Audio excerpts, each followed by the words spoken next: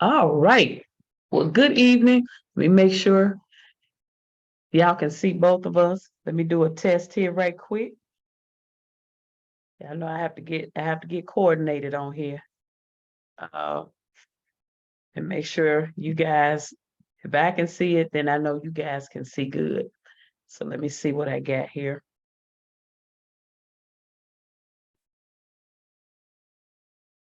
Oops.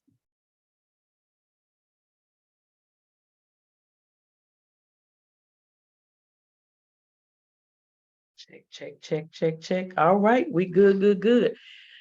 Well, happy Tuesday. It's motivation conversation. I told y'all I was coming with a guest. And so tonight I have a special guest with me, and we're going to be talking about government contract registration and certification. And I'm telling you, she has the goods. Now, I can't say that we're going to finish this conversation tonight, so we may have a part two. So I want to tell you right now, get your pen and your paper. And then I want you to tag somebody, tag and share. I don't care what you do. There's monies out there. And I'm telling you, I'm learning stuff. So she's schooling me. So I'm telling you, if you are a consultant, you're a coach, especially consultants, there's so many opportunities. I don't care what you're doing. She's just telling me about, real estate opportunities. And there are other opportunities out there that there is government funding for.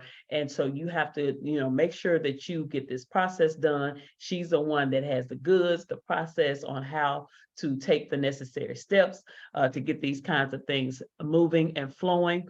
And so I want to introduce Miss Elaine Ellison. She's with me Hello, tonight and glad to have you on tonight. She is the owner of Richelli. Is it Richelli? Vitelli, Richelli, yes, Vitelli consulting Consulting Group. group. Yes, consulting group. And so I am so glad to have her. She is a veteran, and not only a veteran literally, but she's a veteran in this industry, and she has the goods. Welcome tonight to Tuesday Motivation and Conversation. Doing, Miss Elaine. Doing great, and I'm glad to be here. Thank you for having me. Absolutely, absolutely. So this is motivation and conversation, and where I just have guests and we just chat, we just talk, and we talk about whatever it is that is your particular niche, your particular area of expertise. And so, of course, we know that yours is government contract registration and certification. And so, I Right. want to start by asking you to just talk to us a little bit about your consulting group, how you got started, and whatever you want to share with us about the basic things that you think are important about this field and why you chose to do consulting for government contract registration and certification. Okay, thank you. And hello to everybody that's out there. So my name is once again Elaine Ellison, and I am the president of Vitelli Consulting Group. What we do is we work with small businesses that are wanting to get into government contracting, but they have no idea where to start, where to go, how to get into or get in front of companies or government officials that are looking for subcontractors to work on different type of projects or do consulting, as you say, sell products to them or whatever you may have. I've been doing this for about 20 years, and majority of it was with the major government corporation. And my job with them was implementing small businesses to get them prepared to get into government contracting. So my job basically was helping them not only with their registrations and getting their certifications, but also working with them. There was my main part of my job was teaching them how to hire contractors to work with their company because the government has a lot of regulations and rules that you have to follow, especially when regards to employing people and paying and all of that. So in other words, subcontractors. Subcontract, Okay. exactly, Yes. exactly. Subcontracting until they're able to become a prime on their own. Mm-hmm. Anyway, once again, I was working with a company for about 20 years and working with small businesses. And it dawned on me one day that out of 20 years and working with a lot of small companies, only two of them were minority companies. And I'm like, wait a minute, out of 20 years, there was one black owned company and one woman owned company. Everything else was Mm-hmm. male owned businesses that were getting into government contracting. And when I would ask about that, nobody could really give me an answer. Like, well, why are we not going out and finding a minority small-owned businesses that want to get into government contracting and they're just as Mm-hmm. qualified as anybody else? And they Mm-hmm. couldn't give me an answer. So finally, I decided I'm going to do this on my own. I just felt the need. It's like one of those 2 o'clock in the morning wake up calls where you have somebody says, "This is what you Yes. need to do." And I'm Yes. like, "Okay, Lord, you tell me this." So I just basically thought about it, prayed about it, and ventured out on my own and started my own company, taking the skills that I learned in all the 20 years, Yeah. and started going out to small businesses and letting them know. And I think that really concerned me is that many companies that I spoke with, small businesses all over the country, they had no idea that this was available to them. They had no idea about government contracting or anything like that, or they would let their political beliefs stop them from moving forward with becoming a contractor. Well, I don't like the president, or I don't like the, what's that got to do with your money? Nothing, Right. absolutely Nothing. nothing. Nothing So to do with the anyway, money. and nothing to do with your money. No, don't let that get in the way. And Right. also with me being a vet, I have a soft spot in my heart for vets. Mm-hmm. And I was talking to several veteran business owners and asked them, well, why aren't you taking your skills and your veteran status and getting into government contracting?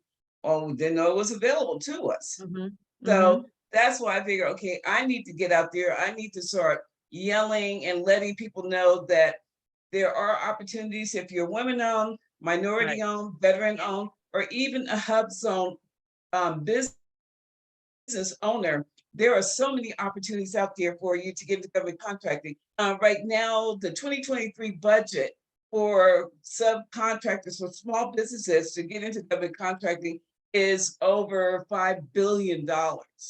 Wow. So that money's out there, and a lot of time it's not being utilized because people just don't know about it. And so what I like to do is I do a lot of the front end work with clients. Mhm. So the main thing is before you can become a god, because well, let me back up a little bit.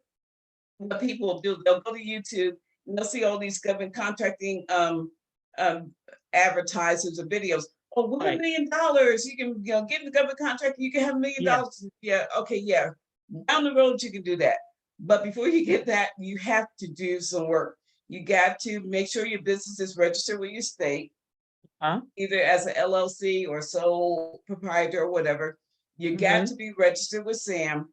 You got to have Mm-hmm. your certification. So in order to fit into the small business category or the set aside category, you either have to be a minority owned, women Mm-hmm. owned, veteran Uh-huh. owned, or else a hub zone business in order to be Now in hold that on, set. Missy Lane, because you're giving us a whole lot of Oh, information. I'm So I want sorry. Tell me to no, slow no, down. no. That's okay. Let me slow it down for a minute, and I want to repeat back for the people. Number Okay. one, if you're listening and you haven't let me know that you own, I see Dr. Nikki's on here. So if you're listening, I'm just gonna say hit your share button because I'm telling you, we perish for a lack of knowledge. This is information that you need.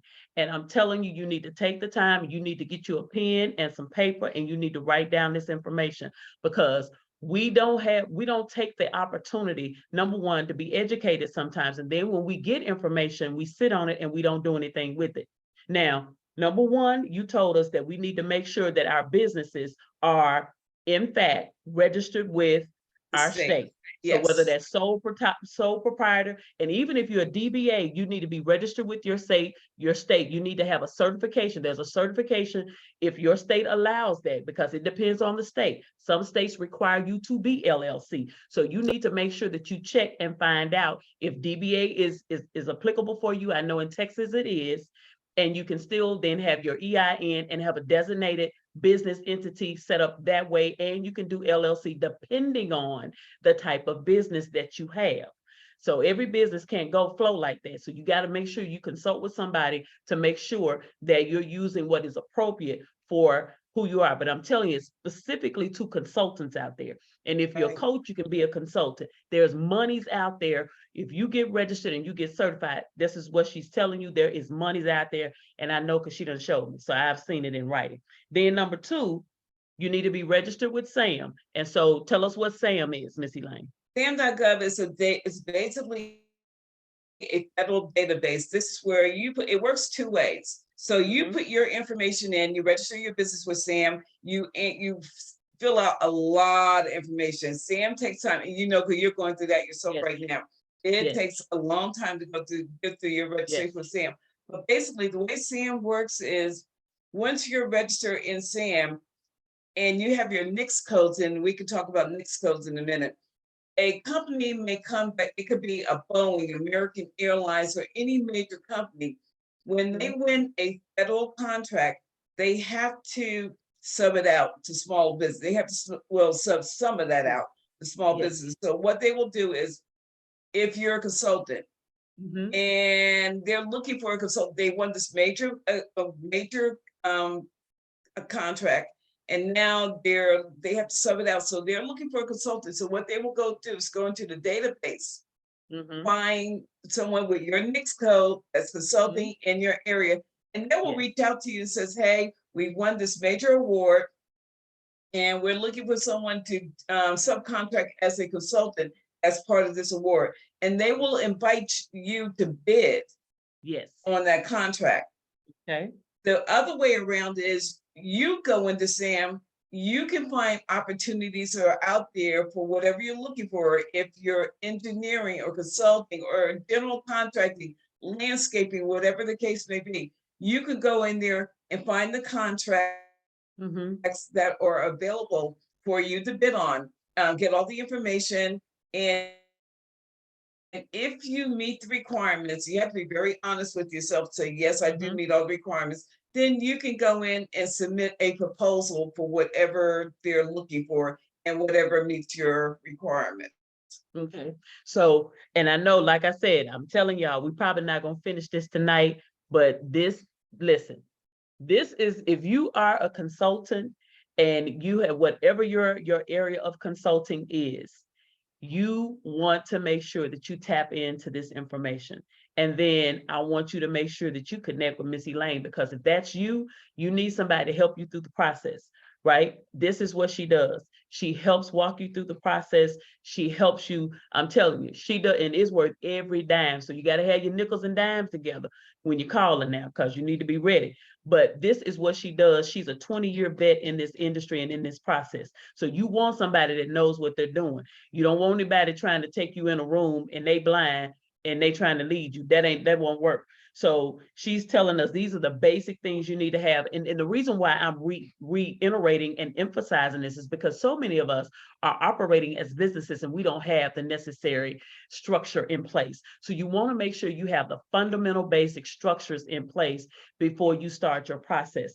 And then number three, she told us about certification. So once you get your SAM registration completed, which is a process, like she said, I'm going through that now and it takes time and you don't want to rush through it. You want to take your time to make sure, because you don't want to have to get to the end and then you've done something quick, fast, and you're trying to do 12 things at one time, and then you got to start this process over. This the government.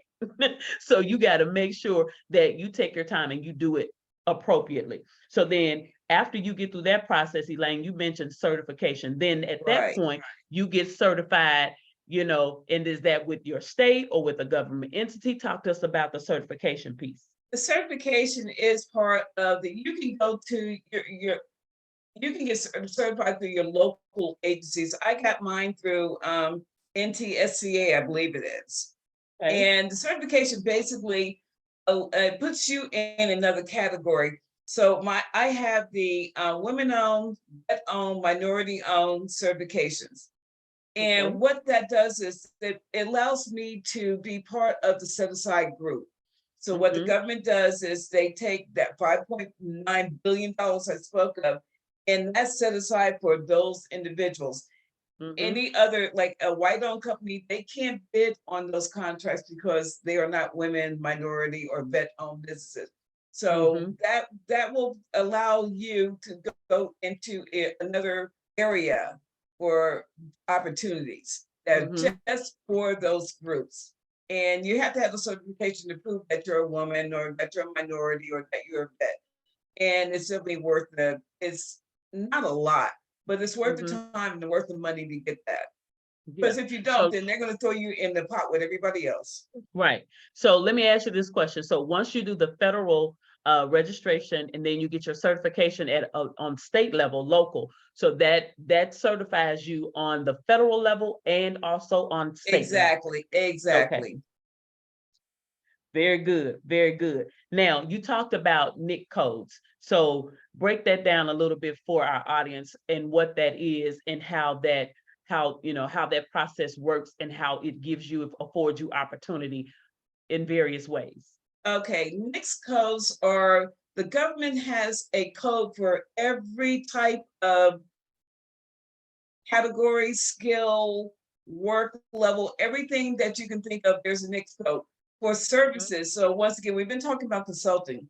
If you're a consultant or if you're in IT, every group, every job type has its own NICS code. There are also codes for products. So we've been talking about services.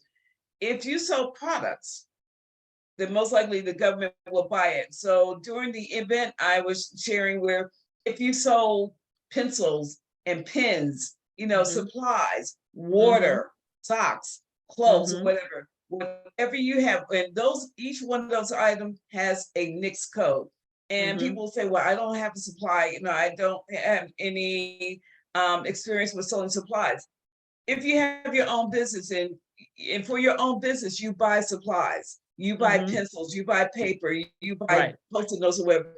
That's your past performance. There's your experience right there. You're buying for your business, which means you're buying for a business. So you do have past performance, you do have experience to go and now sell to the government. So NICS codes are basically a code for every type of job type, every type of product, whatever you can think of, there is a specific code. If you want to ever look that up, you can go, NICS is NACIS, I believe. I always get the I and C mixed up. NAICS, yeah, NAICS. NAICS, okay, NAICS. This Google NICS code. So if you want to say NICS code for consulting, it will show you a list of codes and you can go down and say, okay, yeah, I do this kind of consulting, this, and this. Those are your codes.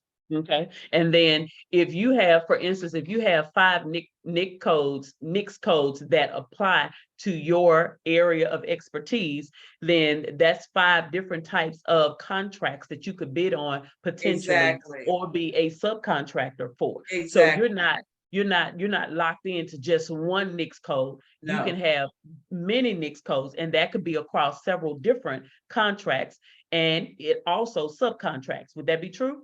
It's very, very true. I usually with my clients, they will start out with this one. And then we start talking about what were you doing 2 years ago, 3 years ago, 10 years ago. And well, I did this. Oh yeah, and I did. Well, okay, those are NICS codes. You have past performance, you have experience. Those are NICS codes that you will put on your capability statement, which is your business resume. All right, capability statement. So that's something we'll probably come back and talk about a little bit more in depth, because I think it's important that we kind of go through the various areas of that. But I want to back up and talk a little bit more about what you just stated about previous experience. So you're not locked into NICS codes that just apply to your current state of expertise or your current business venture that you're operating in. If, for instance, I have experience in project management, I have experience in banking, I have experience in mortgage. If I wanted to utilize NICS codes for some consulting to some degree, volunteer, nonprofit organizations, or whatever the case may be, if there were other NICS codes that were applicable to my past experiences, then I could also include you can leverage those NICS codes as well. And then that gives me a broader opportunity to acquire more contracts or subcontracts. Exactly. Okay. Good stuff. Good stuff. So you've been doing this for 20 plus years, and you're now doing it as a consultant. So talk to us a little bit about your services, what your service, I know there's a little bit, of a lengthy type process, but just kind of give us a high level of what that looks like when a client comes to you, they want to onboard, what that looks like, and then tell us how we can contact you. I'm sure there are persons that may be interested, that are consultants, didn't know there was money out there that they could, because I didn't realize it. And so after talking to you and having the conversation, I was like, wow, I didn't know that that kind of money was out there for Mhm. consultants. And I mean, it's a varying, opportunities from some all different angles. So talk to us about your business and what you do as a consultant and how it is that you help your clients. Okay, so I have two models. The first model is basically what I like to call a concierge type services. Basically, we do everything for you. All you have to do is show up like here to a Zoom meeting, show up every week. And I take care of all the SAM registration. I take care of all your certifications. Work with you on building your capability statement, which is really, really important. It basically, the capability statement is just a little bit about you and your NICS codes. Okay. I also, what else? Oh, find the opportunities. I have several vehicles, basically sites that I go to every day, and I find opportunities. So, for example, with consulting, if you're interested in a specific type of consulting, I would set that NICS code up in my one of my vehicles, several of my vehicles. 4 o'clock in the morning, I normally start getting pings where, oh, here's an opportunity. So, and once those opportunities come in, I reach out to my clients, say, here's something you might be interested in. If they're Hmm. and take a look at it. If they're interested, then we get together and really break it down. Make sure Hmm. that they have all requirements. So the concierge service, basically we do everything from end to end, even down to finding the opportunity, writing the gap analysis to make sure that the requirements that the government is requiring is what you actually have and what you can Hmm. provide, and Hmm. then writing the proposal. And then hopefully with the proposal, there's a win. And then watch, rinse, repeat.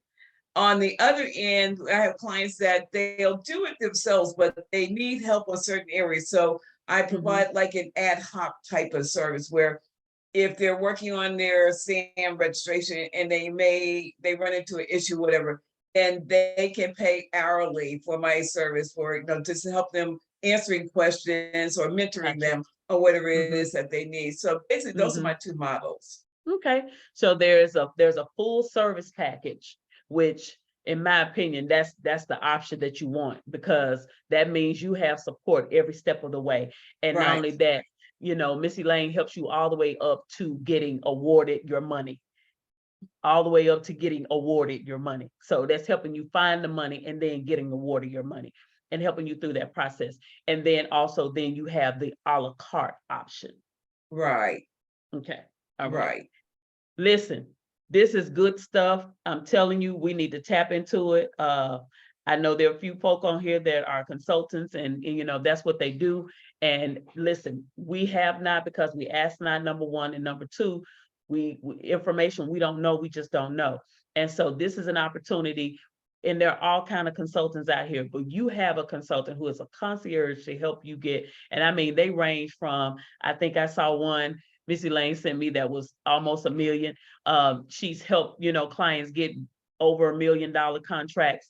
And so this has been recent, not just, 20 years ago. So this is what she does. She knows the ins and outs of it. She knows the resources. She knows how to tap into the process, the system to connect you to the various agencies that you need to be connected with, depending on what it is that you're doing, depending on what your services are, your business structure, and how you're set up. I'm telling you, we need to tap into this. You know, I don't want, because I know it's late and the hour is far spent, but I wanted to kind of at least jump in, get into this conversation tonight and just give people a taste, an appetizer of the information that you possess. You have a wealth of knowledge when it comes to this industry. So I definitely want us to come back next week and talk about capability statements and the importance of that and some of the things, because this is the thing I would encourage those of you who are listening and those of you who will be listening to the replay of this motivation and conversation session tonight, that you would make sure that you have your ducks in a row before you reach out for consulting or your consultation, so that Missy Lane can determine what can be done, where you need to start, those kinds of things. That way you can have your basic fundamental things in place. So we know that you got to make sure you have your business structure in place, whatever that is, sole proprietor, LLC, whatever that is, making sure that you get your SAM registration so you can at least go in there, get your profile set up, even if you say, I don't know where to go from here, but at least get that set up. Maybe start looking up your NIC codes. Those are the kinds of areas, those kinds of things will kind of help to, and I'm sure Miss Elaine will appreciate that, kind of having narrowed the scope of where it is that you fit. So those kinds of things would be good. We got people out there. I had a young lady, Miss Elaine, I talked to the other day, that is looking at the opportunity of being a coach or consulting for caregivers, because in this season and time, there's so many people who are going through that process and not really knowing the process to take. A lot of the things that are included in there, and how to take care of loved ones, and medications, and doctors, and resources, and agencies, and things that can help them not to have burnout and overwhelm. And so it's an area that's a passion for her. But here again, there may be monies out there to acquire to be a consultant for various agencies. It could be veteran offices or agencies that are looking for people who can be consultants to help people through those kinds of situations. So there's so many things out there. And, I definitely wanted us to take the opportunity to start this conversation tonight. So as we prepare to wrap up, any comments before we leave tonight? And then we'll come back and do a part 2 and kind of talk more in depth about the capability statement. Okay, if you're interested in reaching out to me, I guess Bridget will put my email address out on the Yeah, site. I can put that out for you. My website. Go to my website. You can schedule a consultation off my website. Phone number, everything will be out there. I would love to speak with anybody that's interested. And we're talking about consulting, but really, whatever you do, whatever your background is, the government most likely can use it. And whatever you have to sell, if you're selling water, the government buys water. So wow, I isn't mean, that something? yeah, whatever you can think of, you can find the contract for it. Anything. Wow. Isn't that something? So it doesn't matter. And here's the thing. This is what I say to people all the time. Don't try to do what somebody else is doing. Do what's in your lane, and if you are somebody who, you have connections, and that would be something, like she said, if you sell water, okay, cool, you sell water, you can still make some money. So don't worry about trying to do what you think somebody else would do to try to get money or become a consultant. If that's not what you do what it is that you do in your lane, because there is opportunity for you to do the thing that you do well. Not what you do right, but that you do well. So tap into it. I'm going to make sure that I post her information in the comments, and that way you can reach out to her. And then, of course, this will also be on my YouTube channel. And then we'll come back next week, Miss Elaine. We'll talk more in depth about the capability statement, because I know it's like me. When you get on a roll, when you know what you know, you just flow through it. I know. So we'll come back next week, and same time, and we'll talk a little bit more about the capability statement. And so we may come on a little early next week. It may be 8:30, and that'll give us a little bit more time, but I'll definitely post it and make you guys aware. So listen, thanks for joining us. Thank you, Miss Elaine, for being with me tonight. Listen, the world needs to know about you, consultants, especially our women, our minority women, and we need to know about this opportunity. And there's so many of us that are consultants, and we work hard at what we do. And having this opportunity would change the game for many of us who work hard every day. So you're so welcome, Vivian. So for those of you who joined us tonight, thank you so much, Dr. Nikki. I saw Shalonda and a few other people. Thank you for joining. Listen, share this. Will you share this? Share this on your pages. There's somebody else who needs to know about this opportunity. Somebody else needs to know this information. And I'm telling you, start doing your homework. And when you're ready to get yourself ready, because I'm telling you, there's money out there for us. And so we want to tap into this opportunity and tap into this process so that we can get some of these funds that are out. She said 5 billion, y'all, not million. B, like boy, billion. Billion. Yeah, that's right. Yeah, that's the budget. Okay, so we want a piece of the pie. And so we'll be back next week. We'll talk more about the capability statement, and she'll give you some tips on that. Because here's the deal: as much as you can prepare and be ready for when you go to Miss Elaine to say, hey, I need your help, I want you to be my concierge, my consultant, the quicker the process can go.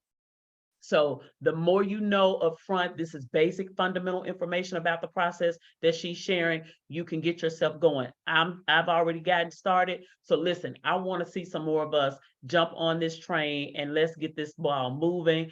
And I'm enjoying the process so far working with Miss Elaine. And listen, she's diligent and she be popping stuff out and sharing stuff. This kind of thing that you can be doing, da da da da da. And I'm like, woo, so it's exciting and it's encouraging because at the end of the day, so many of us have gifts and talents that people need. They need what we do. And so if we don't step up and get ourselves in the flow, we'll never get there. So we'll be back next Tuesday.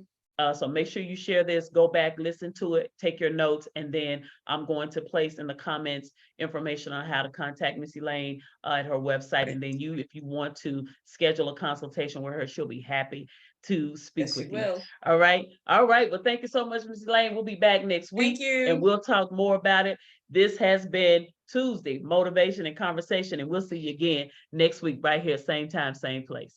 Thank you. Have a good night. Bye. Bye-bye. All right.